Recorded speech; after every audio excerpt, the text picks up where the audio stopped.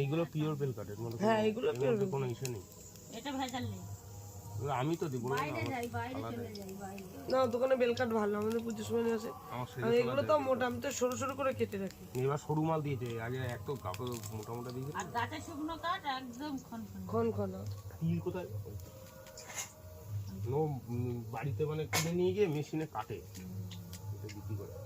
ওং ভূ স্বাহা, ওং ভুব স্বাহা, ওং স্বাহা, ওং ভূর্ভুবস্ব স্বাহা, ওং চিৎপিঙ্গল হনু হনু দহ দহ পচ পচ সর্বজ্ঞাপায় জ্ঞাপায় স্বাহা।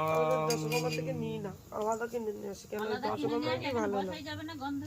আমাদের করে ঘিয়ে এটা মনে দামি ঘিটা দিয়েছে মনে।